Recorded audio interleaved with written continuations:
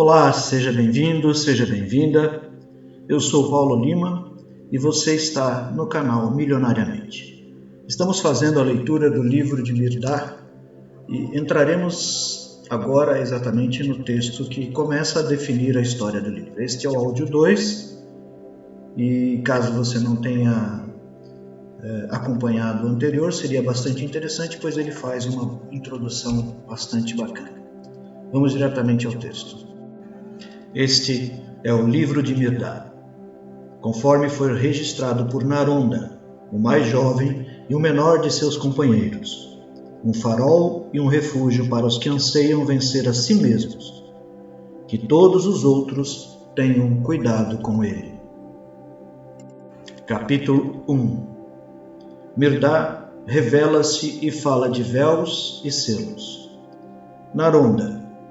Ao anoitecer daquele dia, eis que estavam os 8 reunidos à volta da mesa da ceia, e Mirdá achava-se afastado, de pé, aguardando ordens silenciosamente. Era uma das antigas regras entre os companheiros que fosse evitado, sempre que possível, o uso da palavra eu em seu falar. O companheiro Xamadã estava vangloriando-se de suas realizações como superior. Citou vários dados para mostrar o quanto contribuía para a riqueza e o prestígio da arca, e assim fazendo, usou em demasia da palavra proibida. Delicadamente o companheiro Micaion o repreendeu, e logo se levantou entre eles acalorada discussão quanto às finalidades da regra e sobre quem a instaura. Seu pai Noé, ou o primeiro companheiro, ou seja, Sem. O calor gerou as censuras, e as censuras levaram a uma confusão tal que muito se dizia e nada se podia entender. Desejando transformar aquela confusão em zombaria, Xamadã, dirigindo-se a Mirdá, disse-lhe com evidente ironia: Eis que temos aqui alguém que é maior que o patriarca. Mirdá, mostra-nos o que devemos fazer para sair deste labirinto de palavras. Os olhares todos se voltaram para Mirdá, e foram grandes nosso assombro e nosso júbilo, quando, pela primeira vez, após 7 anos, ele descerrou os lábios e disse: Companheiros da arca, o desejo de Xamadã, conquanto expresso por ironia, inconscientemente prenuncia a solene decisão de Mirdá, pois, desde o dia em que entrou nesta arca, Mirdá havia escolhido esta data e este local, exatamente nestas circunstâncias, para romper seus selos e remover seus véus, revelando-se diante de vós e do mundo. Com 7 selos havia Mirdá selado os lábios. Com 7 véus havia Mirdá velado o rosto para que pudesse ensinar a vós e ao mundo, quando estivesseis maduros, para aprender como remover os selos dos lábios e os véus dos olhos, revelando-vos a vós mesmos na plenitude da glória que é vossa. Velados estão vossos olhos com grande número de véus. Cada coisa sobre a qual lançais o olhar é um véu. Selados estão vossos lábios com grande número de selos. Cada palavra que pronunciais é um selo. As coisas, sejam quais forem suas formas e espécies, são somente véus e faixas com que a vida está envolvida e velada. Como poderão vossos olhos, que são em si mesmos um véu e uma faixa, conduzir-vos a algo que não sejam véus e faixas? E as palavras, não são elas coisas seladas por letras e sílabas? Como poderá vosso lábio, que em si mesmo é um selo, pronunciar algo que não sejam selos? O olho pode velar, porém não pode penetrar os véus. O lábio pode selar, porém não pode romper os selos. Não lhes peçais nada além do que eles podem dar. Essa é a parte que lhes cabe na atividade do corpo, e eles a desempenham bem. Ao estender véus e ao apor selos, eles vos clamam para que busqueis o que está por trás dos véus e perscruteis o que está por baixo dos selos. Para penetrar os véus, necessitais de outro olho, que não o dotado de pestanas, pálpebra e sobrancelha. Para romper os selos, necessitais de outro lábio, que não o familiar pedaço de carne que tendes por baixo do nariz. Em primeiro lugar, vede o olho mesmo corretamente, se quiserdes ver corretamente as outras coisas. Não com o olho, mas, através dele, deveis dirigir vosso olhar, de modo que possais ver todas as coisas que estão além dele. Que primeiro os lábios e a língua falem corretamente, se quiserdes falar corretamente as outras palavras. Não com os lábios e a língua, mas através deles deveis falar, de modo que possais expagir todas as palavras que estão além deles. A menos que vejais e faleis corretamente, nada mais vereis, senão a vós mesmos, e não mais pronunciareis, senão a vós mesmos, porque em todas as coisas, e além de todas as coisas, em todas as palavras, e além de todas as palavras, está em vós o que vê e o que fala. Se, pois, vosso mundo é um enigma indecifrável, é porque vós mesmos sois enigmas indecifráveis. Se vosso falar é uma confusão deplorável, é porque vós sois essa confusão deplorável. Deixai as coisas como elas são, e não vos esforceis para modificá-las, porque elas parecem ser o que parecem, devido a parecer de ser o que pareceis. Elas não veem nem falam, se vós não lhes emprestardes a vista e fala. Se elas vos falam asperamente, atentai unicamente para a vossa língua. Se vos parecem feias, examinai em primeiro e último lugar o vosso olho. Não peçais às coisas que deixem cair seus véus. Desvelai a vós mesmos, e as coisas vos serão desveladas. Não peçai às coisas que rompam seus selos. Rompei os selos de vosso próprio ser, e todas as coisas perderão os seus. A chave para remover os véus de si mesmo e romper os próprios selos é uma palavra que deveis guardar eternamente em vossos lábios. É a menor e a maior de todas as palavras. Mirdá denominou-a Verbo Criador. Naronda, o mestre calou-se, e profundo silêncio no qual vibrava intensa expectativa desceu sobre todos. Finalmente, Micaion falou com apaixonada impaciência. Micaion, nossos ouvidos estão ansiosos pelo verbo. Nosso coração anseia pela chave. Continua, Mirdá, continua. Capítulo 2. Do Verbo Criador. O Eu é a fonte e o centro de todas as coisas. Mirdá, quando disserdes eu, acrescentai imediatamente no coração: Deus seja meu refúgio contra as misérias do eu e meu guia para a bem-aventurança do eu, pois nessa palavra, embora tão pequena, está encerrada a alma de todas as outras. Descerrai-a a qualquer momento, e vossa boca será perfumada, e vossa língua se cobrirá de mel. Cada palavra pronunciada resumará as delícias da vida. Deixai-a fechada, e pútrida será a boca, e amarga a língua.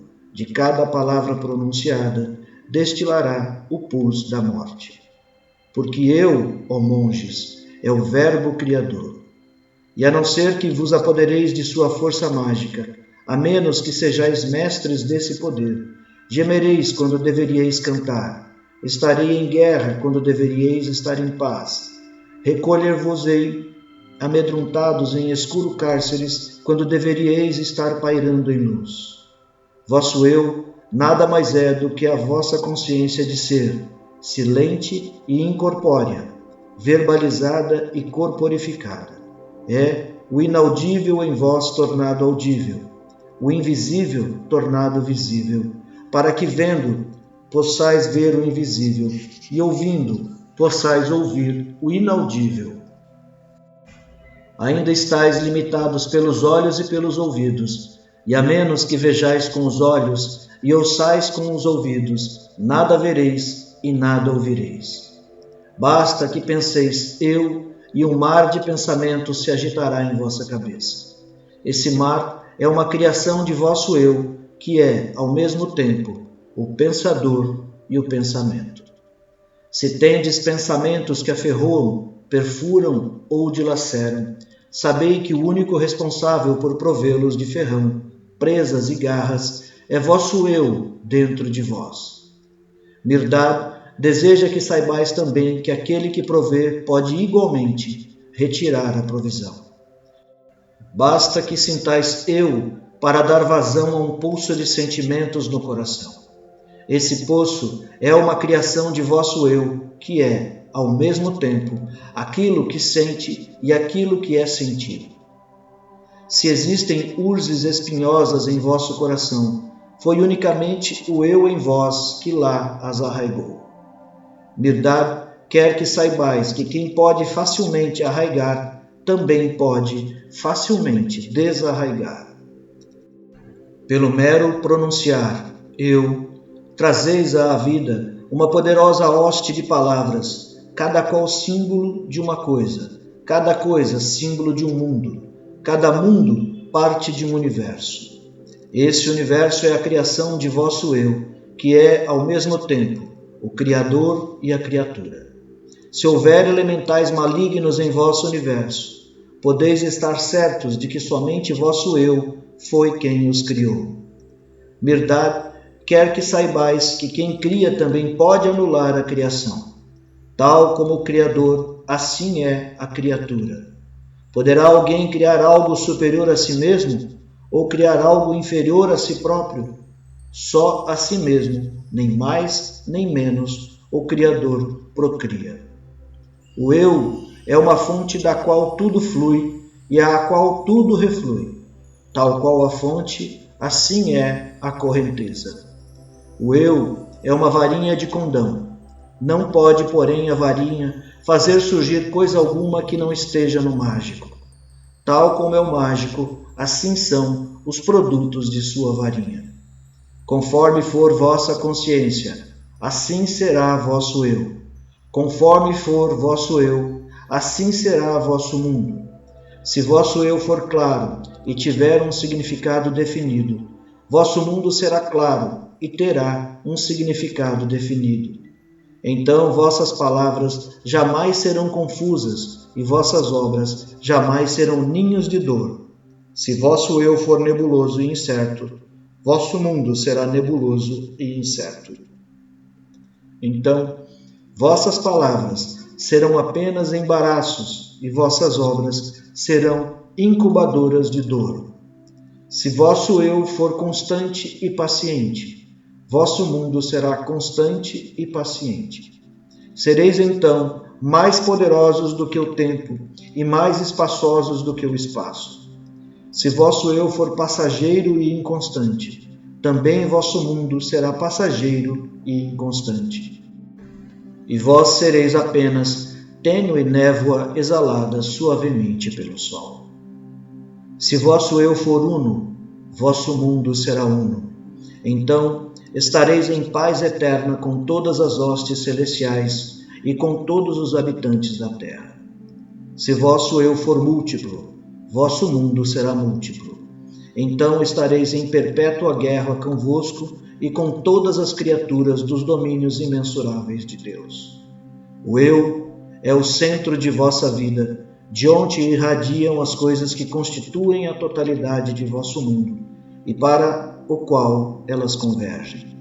Se ele for firme, vosso mundo será firme, então não haverá forças em cima ou embaixo que possam desviar-vos para a direita ou para a esquerda. Se for instável, vosso mundo será instável, então sereis uma folha indefesa, colhida pelo colérico redemoinho de vento. E vede, sem dúvida, vosso mundo é estável, porém somente na instabilidade. Vosso mundo é certo, mas unicamente na incerteza. É constante, mas tão somente na inconstância, e é uno, mas apenas na multiplicidade. Vosso é um mundo em que os berços se tornam sepulcros, e os sepulcros se tornam berços, em que os dias devoram as noites e as noites regurgitam os dias, de paz declarando guerra e de guerra implorando paz, em que os sorrisos flutuam sobre as lágrimas e as lágrimas brilham nos sorrisos. Vosso é um mundo em constante trabalho de parto, em que a parteira é a morte. Vosso é um mundo de peneiras e de crivos, no qual não há duas peneiras ou dois crivos iguais. Estais sempre vos esforçando em peneirar o que não pode ser peneirado, e em passar pelo crivo o que não pode ser passado por ele. Vosso é um mundo dividido contra si mesmo, porque o eu em vós assim está dividido. Vosso é um mundo de barreiras e de cercas, porque o eu em vós é um eu de barreiras e cercas. Ele põe uma cerca para que o que lhe é estranho não entre e estabelece outra para o que lhe é afim não saia. No entanto, o que está para fora da cerca sempre irrompe para o lado de dentro, e o que está dentro sempre irrompe para o lado de fora, pois sendo ambos prole da mesma mãe, precisamente vosso eu, não podem ser separados. E vós, em vez de vos regozijardes com sua feliz união, tornais a cingir-vos para o infrutífero trabalho de separar o inseparável. Em vez de soldar a rachadura em vosso eu, desbastais vossa vida na esperança de torná-la uma cunha com a qual possais separar o que pensais ser vosso eu do que julgais ser outra coisa além de vosso eu. Eis porque as palavras dos homens são embebidas em venenos. Eis porque seus dias são ébrios de tristeza. Eis porque suas noites são tão atormentadas pela dor. Mirdad, ó monges, soldará a rachadura em vosso eu, para que possais viver em paz convosco mesmos, com todos os homens, com todo o universo. Mirdad extrairá o veneno de vosso eu, para que possais provar a doçura da compreensão. Mirdad vos ensinará a pensardes vosso eu, para que conheçais o júbilo da balança perfeita. Naronda. Novamente o mestre fez uma pausa, e mais uma vez um profundo silêncio caiu sobre todos. Mais uma vez Micaião quebrou o silêncio, dizendo: muito tentadoras são tuas palavras, Mirdad. Abrem várias portas, porém deixam-nos no limiar. Guia-nos além, faze-nos entrar. Capítulo 3. O Trino Santo e a Balança Perfeita. Mirdad. Embora cada um de vós esteja centralizado em seu próprio eu, estáis todos vós concentrados em um eu de fato, no eu único de Deus. O eu de Deus, ó monges, é o único e eterno Verbo de Deus. Nele, Deus, a suprema consciência, se torna manifesto. Sem ele seria um silêncio absoluto. Por ele é o Criador autocriado. Por ele, o Uno amorfo assumiu múltiplas formas, mediante as quais as criaturas passarão novamente à condição amorfa.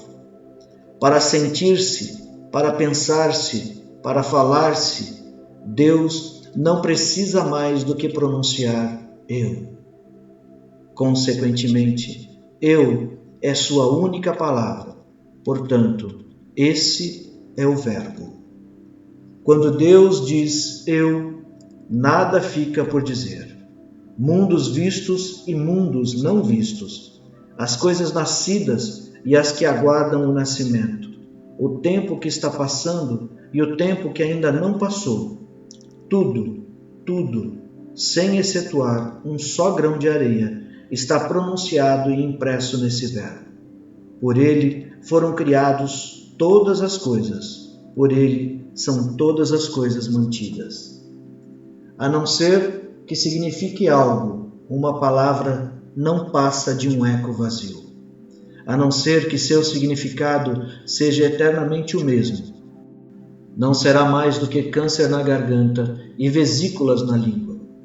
O Verbo de Deus não é um eco no vazio, nem um câncer na garganta, nem vesículas na língua, a não ser para aqueles desprovidos de compreensão, pois a compreensão é o Espírito Santo que vivifica o Verbo e o liga à consciência. É o travessão da balança eterna, cujos dois pratos são a consciência primeva e o Verbo. A consciência primeva, o Verbo, o Espírito de compreensão. Contemplai, ó monges, a trindade do ser, os três que são um que é três, coiguais, coabrangentes, coeternos, em autoequilíbrio, autossapiência, autorrealização, sem nunca aumentar nem diminuir, sempre em paz, sempre o mesmo. Essa é, ó monges, a balança perfeita. Deixa eu fazer uma pausa rapidinha, porque talvez esse ponto possa passar desapercebido. Aqui, Mirdá está falando da trindade do ser neste trecho. E a trindade do ser, conforme ele especifica anteriormente, é a consciência primeva, o Verbo e o Espírito de compreensão. Todos essas três energias, vamos assim dizer, vibrações, estão na balança perfeita. O homem dá-lhe o nome de Deus, embora seja extraordinariamente prodigiosa para que se lhe dê um nome. Não obstante, santo é seu nome, e santa é a língua que o conserva santo. Pois bem, que é o homem senão a prole desse Deus? Pode ser ele diferente de Deus? Não está o carvalho encerrado na bolota? Não está Deus envolto no homem? Também o homem é, pois, um trino santo, uma consciência, um verbo e uma compreensão. Também o homem é o Criador tal como seu Deus. Seu eu é sua criação. Porque não é ele equilibrado como seu Deus? Se quereis saber a resposta desse enigma, atentai para o que Mirdá revelará. Capítulo 4. O homem é um Deus envolto em faixas. O homem é um Deus envolto em faixas. O tempo é uma faixa. O espaço é uma faixa. A carne é uma faixa. E do mesmo modo são faixas todos os sentidos e as coisas por ele percebidas. A mãe sabe que as faixas não são o bebê, porém, não o sabe. O homem ainda é muito consciente de suas faixas que mudam de dia para dia e de tempos em tempos. Em vista disso, sua consciência está constantemente fluindo e a palavra pela qual sua consciência se expressa nunca é clara e com significado definido e, portanto, sua compreensão é nebulosa e sua vida está em desequilíbrio. É a confusão 3 vezes confusa. E eis que o homem suplica por socorro. Seus gritos de agonia reverberam pelos êons. O ar está carregado com seus gemidos.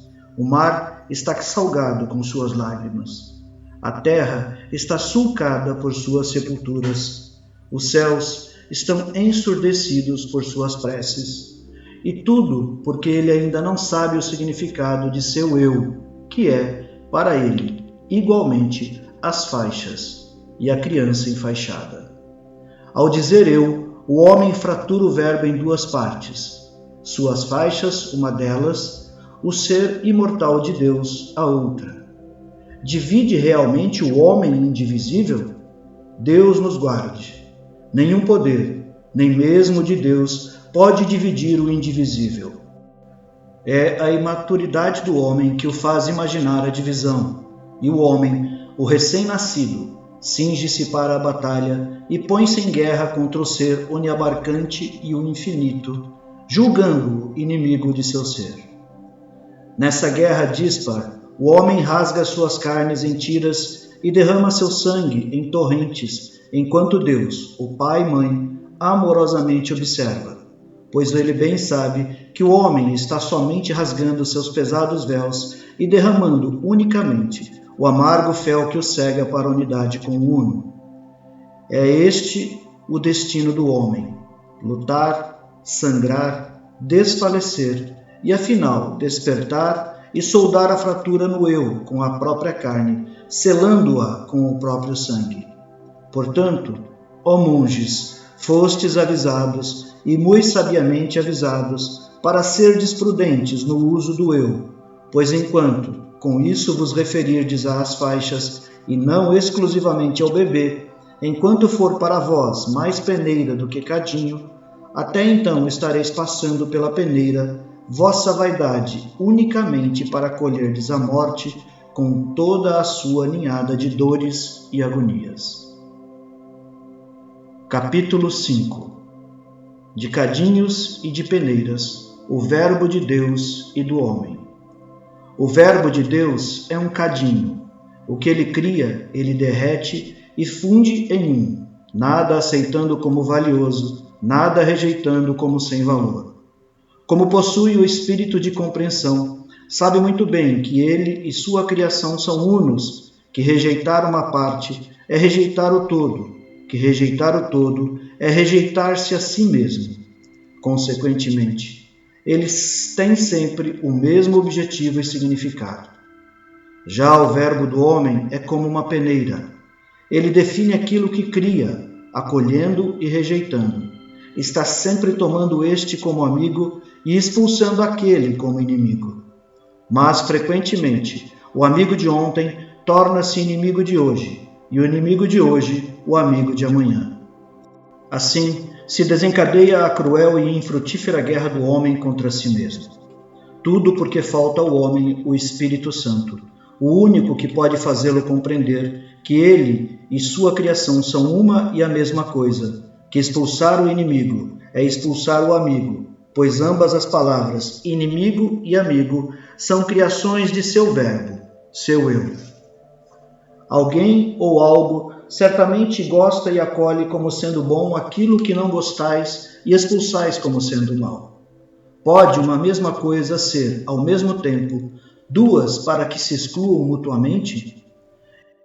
Ela não é nenhuma coisa nem outra, exceto que vosso eu a fez má e o outro eu a fez boa. Não vos disse que aquele que pode criar pode também anular a criação? Tal como criastes um inimigo, podeis anulá-lo e recriá-lo como amigo. Para isso, vosso eu precisa ser um cadinho. Para isso, necessitais ter o espírito de compreensão. Por isso vos digo que se orardes por algo, orai em primeiro e último lugar por compreensão. Nunca sejais peneiradores, meus companheiros, pois o Verbo de Deus é vida, e a vida é um cadinho no qual tudo se torna uma unidade indivisível. Tudo fica em perfeito equilíbrio e tudo é digno de seu autor, a Trindade Santa. Quão mais digna de vós ela não deve ser? Nunca sejais peneiradores, meus companheiros, e vossa estatura será tão imensa, tão onipenetrante e tão oniabrangente que não haverá peneiras que possam vos conter. Nunca sejais peneiradores, meus companheiros. Procurai em primeiro lugar o conhecimento do Verbo, para que possais conhecer vosso próprio Verbo. E quando conhecerdes vosso Verbo, lançareis ao fogo todas as vossas peneiras, pois vosso Verbo e o Verbo de Deus são unos, exceto pelo fato de que o vosso ainda está sob véus. Mirdad gostaria que jogasseis fora os véus. O Verbo de Deus é o tempo eternal e o tempo imensurável. Houve acaso alguma época em que não estivesseis com Deus? E há algum lugar em que não estejais em Deus? Por que acorrentais então a eternidade com horas e estações? Por que confinais o espaço em polegadas e milhas? O Verbo de Deus é vida inata, portanto imortal. Porque é a vossa, então, cercada de nascimento e morte. Não estáis vós vivendo unicamente segundo a vida de Deus? Pode o imortal ser a causa da morte? O Verbo de Deus é oniabarcante. Nele não há cercas nem barreiras. porque vosso verbo está lacerado com cercas e barreiras. Digo-vos que vossa própria carne e vossos próprios ossos não são somente vossos ossos e vossa carne. Inumeráveis são os que convosco mergulham as mãos nas mesmas panelas de carne de terra e céu, de onde vêm e para onde retornam vossos ossos e vossa carne. Nem é a luz de vossos olhos somente vossa luz, ela é também a luz de todos os que convosco compartilham o sol. Que poderiam vossos olhos contemplar de mim, se não fosse a luz em mim? É minha luz que me vê em vossos olhos. É vossa luz que vos vê em meus olhos. Fosse eu completa treva, vossos olhos, ao me contemplarem, seriam completa treva. Nem é o alento em vosso peito somente vosso.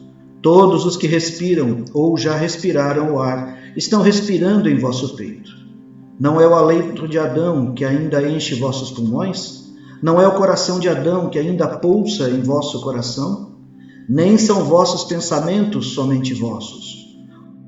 O mar dos pensamentos comuns, de fato, reclama-os como a ele pertencentes. Assim também o fazem todos os seres pensantes que convosco compartilham esse mar. Nem são vossos sonhos somente vossos. Todo o universo está sonhando em vossos sonhos. Nem é vossa casa somente vossa. Ela é também a habitação de vosso hóspede, da mosca, do rato, do gato, bem como de todas as criaturas que compartilham a casa convosco. Cuidado, pois, com as cercas. Quando cercais, pondes o engano para dentro delas e a verdade para fora. Quando vos voltais para vos verdes dentro da cerca, encontrai-vos face a face com a morte, que é o engano com outro nome. Inseparável de Deus, ó monges, é o homem. Inseparável, pois, dos seus semelhantes e de todas as criaturas provenientes do Verbo. O Verbo é o oceano, vós as nuvens. E uma nuvem seria nuvem sem o oceano que ela contém? Na verdade, seria tola a nuvem que desperdiçasse sua vida esforçando-se para afirmar-se no espaço, tentando manter eternamente sua forma e sua identidade. O que colheria ela desse esforço tão tolo, senão desilusões e amarga vaidade? A não ser que se perca, não poderá achar-se. A não ser que morra e desapareça como nuvem, não poderá encontrar o oceano em si mesma, o qual é seu único ser. Uma nuvem portadora de Deus é o homem. A não ser que ele esvazie a si mesmo, não poderá encontrar-se. Ah, a alegria de estar vazio! A não ser que vos percais para sempre no Verbo, não podereis compreender o Verbo que sois, nem mesmo o vosso eu. Ah, a alegria de se perder! Mais uma vez digo, orai por compreensão. Quando a sagrada compreensão encontrar vosso coração, nada haverá na imensidade de Deus que não vibre para vós uma alegre resposta todas as vezes que pronunciardes eu.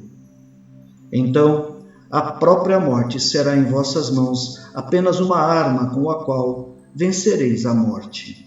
E a vida concederá a vosso coração a chave de seu coração ilimitado, a chave áurea do amor. Shamadan pergunta: nunca sonhei que tanta sabedoria pudesse verter de um pano de pratos e de uma vassoura, aludindo à posição de Mirdad como servo.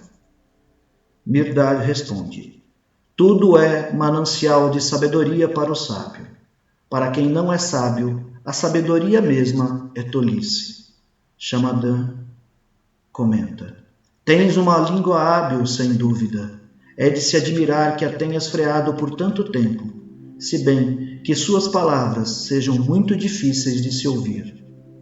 Mirdad responde: minhas palavras são fáceis, Shamadan. É teu ouvido que é duro. Infelizes dos que, ouvindo, não ouvem, e infelizes dos que, vendo, não veem. Shamadan comenta: eu ouço e vejo muito bem, talvez bem demais. Não ouvirei, no entanto, essa tolice de que Shamadan é o mesmo que Mirdad, de que o mestre e o servo são iguais. Finalizamos aqui a leitura do capítulo 5. No próximo vídeo entraremos no capítulo 6. Vocês devem estar observando a profundidade desse texto. Este livro de Mirdá, como eu disse na apresentação, ele me foi sugerido por uma seguidora aqui do canal. Eu não conhecia esse livro, comprei já faz uns 3 ou 4 meses, já li uma vez e não ousei gravá-lo. Nesses últimos dias eu retomei a gravação, a leitura, e realmente me tocou que eu poderia e deveria gravá-lo em substituição ao livro que eu havia me proposto a fazê-lo. E veja que Mirdá comenta a respeito do eu. Ele fala do verbo de Deus, ele fala do eu. Por semelhança, se nós nos conectarmos aos ensinamentos dos mestres ascensionados, eles acrescentam o eu sou. Este eu potente que existe dentro de nós tem o poder de criar absolutamente tudo em nossa vida. E na expressão de nossas palavras e na expressão dos nossos silêncios também, está a criação que emanamos para o todo, para o universo, para o Espírito Santo, como diz o Mirdá. A profundidade e a sutileza não nos permite compreender apenas em uma leitura ou apenas em uma oitiva. Por isso, recomendo a você que depois de ouvir esse texto, todos esses áudios, que você faça a audição novamente, para que nas entrelinhas você possa entender e compreender cada palavra que nos é trazida por este Mirdá.